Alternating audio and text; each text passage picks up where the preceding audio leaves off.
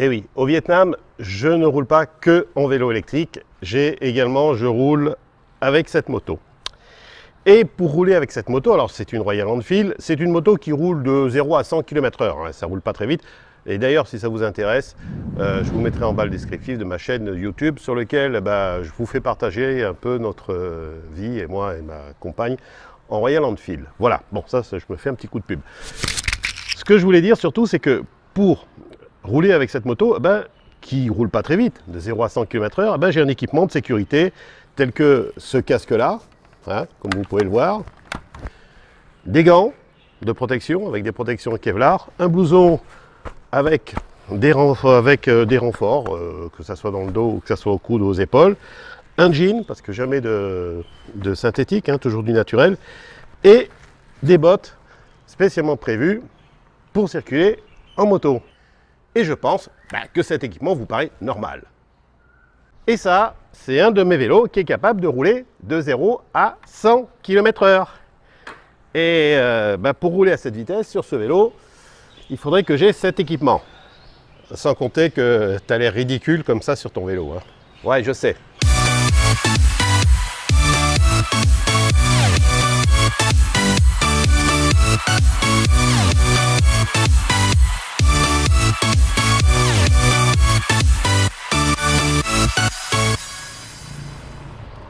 Savez-vous à quelle vitesse un être humain est capable de courir en moyenne? Cette vitesse, elle est de 30 km/h. C'est-à-dire que notre corps est capable de recevoir un choc, entre guillemets, à cette vitesse, sans trop subir de dégâts. C'est tout relatif, évidemment. Et c'est pour ça qu'aujourd'hui, on peut rouler sur un vélo normal, comme celui-ci, sans porter de casque. Il n'est pas obligatoire, effectivement. C'est vrai que le fait de ne pas porter un casque donne un sentiment de liberté qui est assez intéressant. Et c'est vrai que quand je roule à cette vitesse, comme là dans les petites rues de Saigon, si j'avais un casque, je serais en train de transpirer dessous. Alors que là, je suis parfaitement à l'aise, c'est quelque chose de très agréable. Pour autant, je ne suis pas en sécurité et ça, j'en suis parfaitement conscient. Car en cas de choc, je n'ai aucune protection. Et je suis à très petite vitesse. Je suis au pas, on va dire. Alors imaginons un instant que je roule beaucoup plus vite. Pour m'aider dans cette présentation, j'ai demandé à un copain, Louis, qui est médecin. Alors lui, vas-y, présente-toi. Je suis médecin anesthésiste réanimateur de base. Et j'ai un peu bifurqué avec le temps, je fais un peu plus de douleur. Mais globalement, c'est mon métier de base.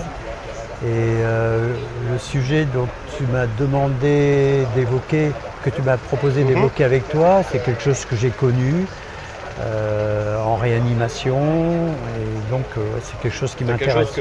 D'autant que je suis motard et que j'ai connu la période où le casque n'était pas obligatoire.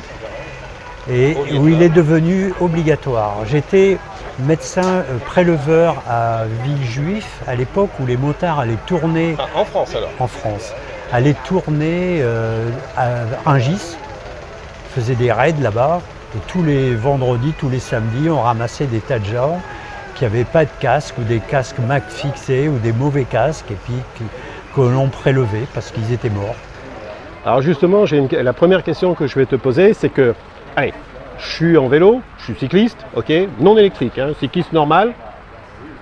Et par malheur, j'ai un mur, comme ça arrive souvent, qui traverse ma route. Et donc là, je vais à faible vitesse, je n'ai pas de protection, j'ai rien du tout. Le mur traverse, et bien sûr, c'est l'accident. Qu'est-ce qui va se passer pour moi physiquement? Toi, ce problème du choc, c'est quelque chose qui est toujours d'actualité. On l'a revu récemment en France avec la discussion sur les trottinettes. Mais tu as la discussion également au rugby. Rappelle-toi, il y a 20 ans, les joueurs étaient rares qui avaient des casques. Maintenant, beaucoup d'entre eux ont des casques. Donc dès qu'il y a la notion d'un trauma crânien, même à faible vitesse, c'est important d'envisager de mettre un casque. Tu vois, Le casque, le trauma crânien, on le retrouve dans 50% des accidents de vélo et dans 70% des morts en rapport avec un accident de vélo. Ah oui, quand même. Ouais, c'est beaucoup. Et donc, même à faible vitesse. Même à faible vitesse. Parce qu'en fait, les accidents sont variés. Tu peux avoir, on pense toujours, la chute simple ou le mur, comme tu dis. Le mur, comme je viens de t'évoquer. Mais ça peut être plus compliqué. Tu peux avoir quelqu'un qui te pousse ou quelqu'un qui te percute latéralement en tournant parce que tu t'es pas fait identifier. On pense voiture, mais ça peut être un camion. Donc les accidents sont excessivement variables et les conditions dans lesquelles ça se fait aussi. Moi, je ne peux pas oublier un 14 juillet dans les années 2000, j'ai reçu 2 gamins qui, comme les parents faisaient la fête pour le 14 juillet, ils étaient livrés à eux-mêmes, ils ont pris les vélos, ils sont partis sans casque, sans lumière, sans rien, et ils ont été percutés par une voiture. Et ils avaient donc un trauma crânien, ils avaient des fractures, des embarrures, mais ils avaient également d'autres saignements dans le corps à cause du traumatisme. Et l'un et l'autre, le traumatisme plus le saignement non contrôlable, ils sont morts.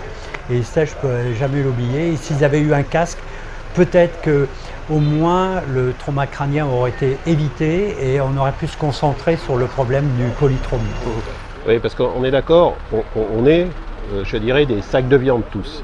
Et du moment où on s'arrête violemment contre un objet, les dégâts internes sont assez importants. Alors, la vitesse, justement, est un phénomène aggravant, mais dès une très petite vitesse, on a des dégâts. On considère que le casque atténue un casque bien entretenu. Un casque bien entretenu atténue dans à peu près 80% des cas les conséquences d'un traumatisme crânien. 80%. Il ne faut pas considérer que c'est même à petite vitesse. Même à petite vitesse.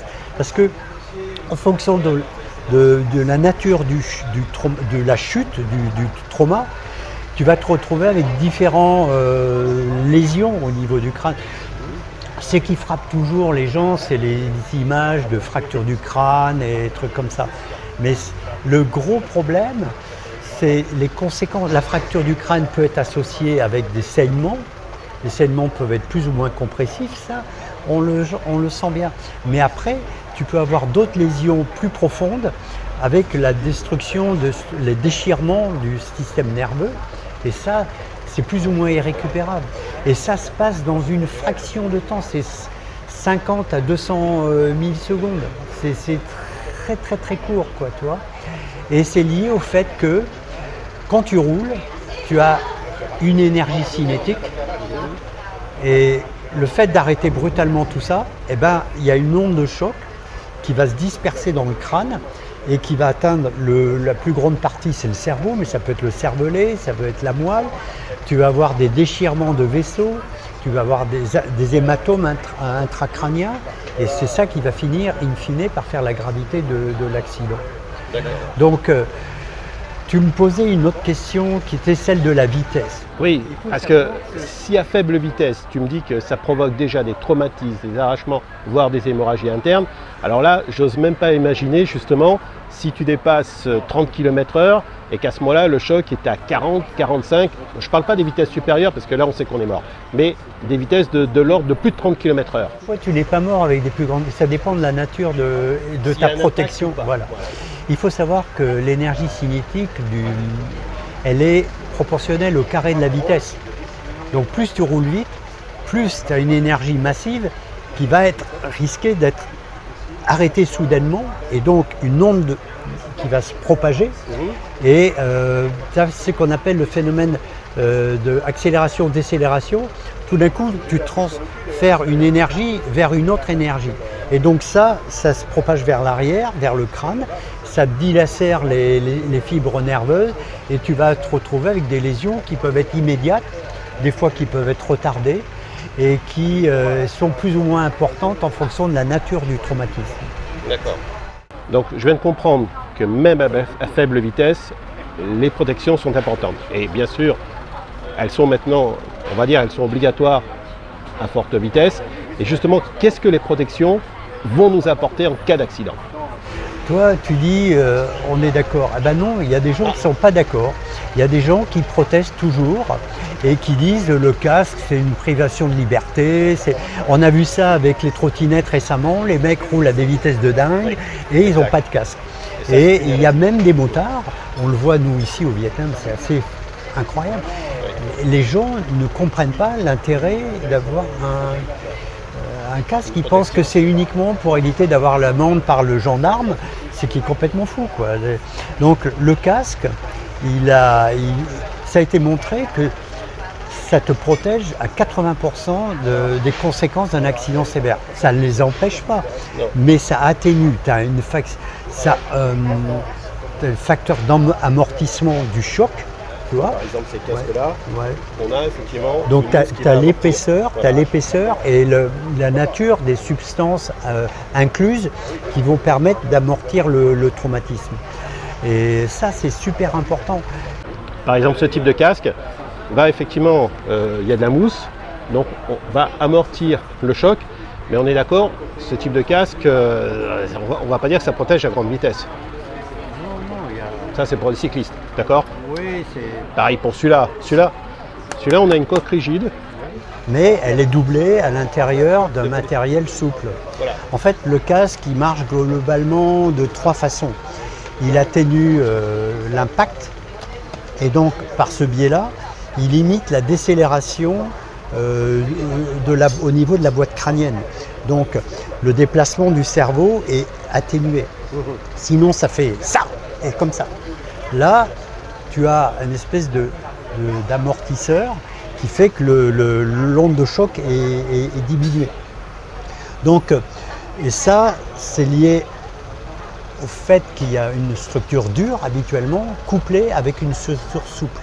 Donc ça amortit et le cerveau donc ne heurte pas le mur, comme tu dis, directement. C'est amorti. Et puis, on réduit la vitesse. Le fait qu'il soit organisé comme ça répartit l'énergie. Tu n'as pas uniquement un tout petit endroit qui prend le choc, ça répartit surtout. L'ensemble. Ouais. Et après, ça t'empêche aussi le contact direct de la boîte crânienne avec la structure sur laquelle tu t'écrases. Oui, parce que là, on a effectivement un amortissement que tu limites le risque de fracture en particulier. C'est ton casque qui va être cassé plutôt que la boîte crânienne. Je préfère que ce soit le casque, je ne sais pas pourquoi, mais...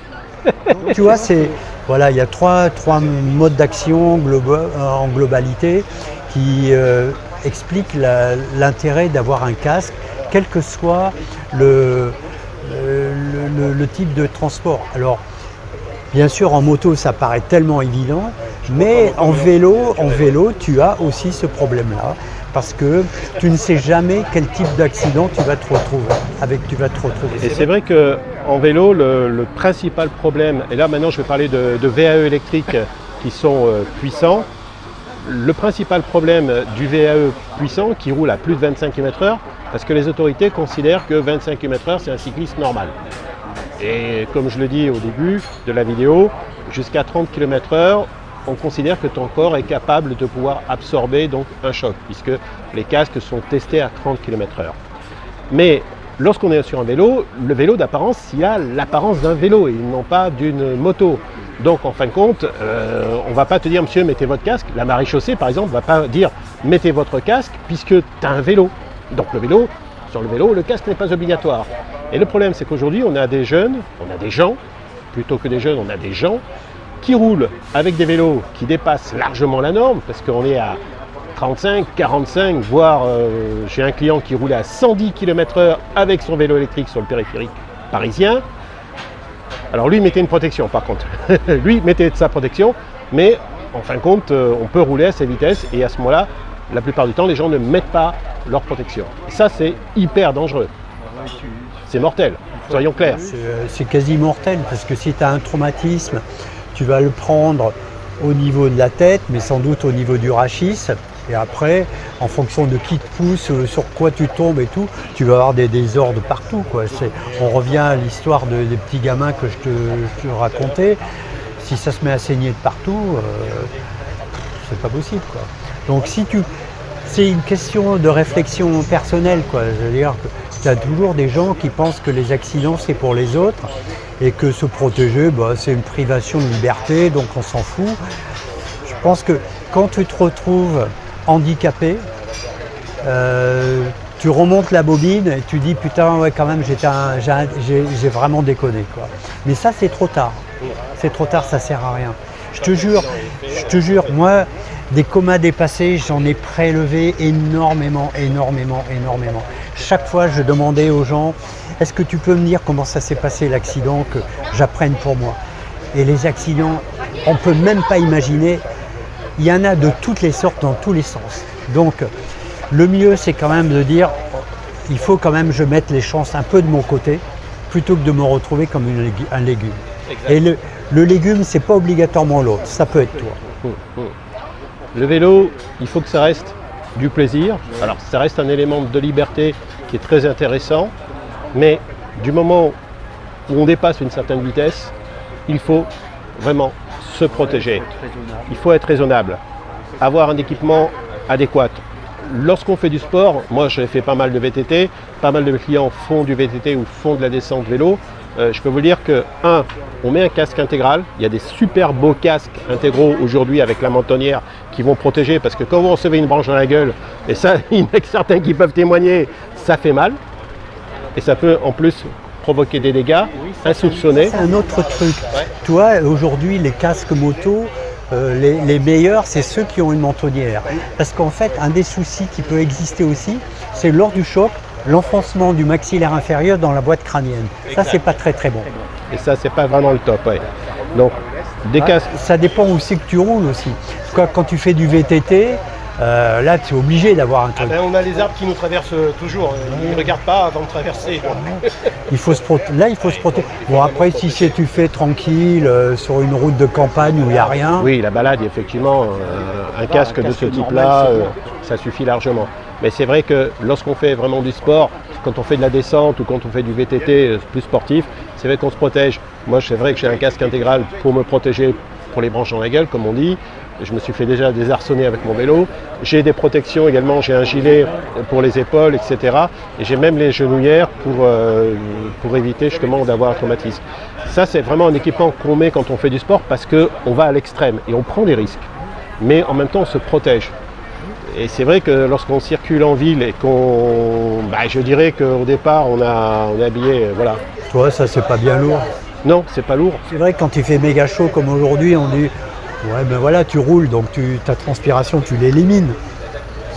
Ouais, puis je pense que déjà, ce type de casque, c'est très léger. En fin de compte, c'est aéré. Ça aussi, c'est aéré. Pour une vitesse réduite, ça va très bien. C'est un peu ce que mettent les gars en vélo, les champions qui tournent sur les pistes, là. Ils ont des trucs comme ça. C'est exactement ça. Celui-ci, par exemple, c'est un réplica qui permet de se protéger, qui est bien arrêté. Il peut même avoir la petite casquette, tu vois, qui se met comme ça lorsqu'on est très baissé. Ça, c'était des... Alors, ce sont des réplicas. Par contre, ils sont faits de manière à résister beaucoup plus que les anciens, parce que les anciens, tu sais, c'était des bandes de cuir, et ça protégeait moyennement, alors que celui-là amortit considérablement. C'est une fabrication moderne, ouais. Et toi, regarde, dans les sports, le Tour de France, par exemple. C'est obligatoire maintenant. Ben voilà, les gens, il y a eu l'accident mortel de je sais plus qui. Et ben, c'est venu. Au début, ils en voulaient pas trop, puis ils s'y sont mis, quoi. Et puis voilà. Alors eux, c'est un peu particulier parce que des fois, dans certaines descentes, ils roulent à 80 km/h, c'est impressionnant. Voilà, c'est hallucinant. Mais globalement. Sans moteur électrique, 80 km/h sans moteur électrique, je précise. Mais globalement, ils ont tous accepté la règle. Ils ont vu leur intérêt. Bien sûr. On fait du sport, c'est pour se faire plaisir, c'est pas pour se tuer. Ouais, quand tu amènes un copain au cimetière, tu n'es jamais très heureux, quoi. Jamais le top des tops. Pour conclure cette vidéo, aujourd'hui, en France, rouler à plus de 25 km/h avec un vélo électrique, bon, ça j'ai fait une vidéo là-dessus, vous êtes tous conscients que c'est rigoureusement interdit. 1 an de prison. Donc voilà, et vous êtes plus couvert par votre assurance. Et ça, j'ai fait une vidéo spéciale, donc je ne vais pas y revenir. Et chacun prend ses responsabilités. Mais je pense que le vélo doit rester avant tout un plaisir, un petit îlot de liberté. Et en ce moment, je crois qu'on en a bien besoin. Et tout ce que je peux vous conseiller, c'est de porter des équipements de protection du moment où vous allez prendre un risque. Parce que comme son nom l'indique, un accident, ça veut dire qu'on ne le contrôle pas. Et je pense que vous avez compris qu'un accident, même à faible vitesse, peut provoquer des dégâts qui sont très importants. Donc, la loi ne vous oblige pas à porter un casque. Ça peut être effectivement très sympa de ne pas porter de casque, surtout si on roule à faible vitesse et qu'on fait attention. Mais du moment où vous dépassez une certaine vitesse, le phénomène va être aggravant. Et là, tout ce qu'on peut vous dire, c'est qu'il faut porter un équipement de sécurité. Ce n'est pas une obligation, c'est une obligation pour votre vie, pour votre protection. Rappelle-toi qu'on pense toujours sur un vélo que l'accident, c'est parce que tu vas faire une chute. Mais il y a des fois des gens qui t'aident pour faire la chute. Exact. Hein, tu peux être poussé par un mec qui ne t'a pas vu. Les vélos, on les voit moins bien globalement. Donc il faut être d'abord visible. Et puis après, il y a l'impondérable. Le mec, il tourne et il ne t'a pas vu. Bon, il t'explose. Donc c'est ça qu'il faut considérer. C'est pas...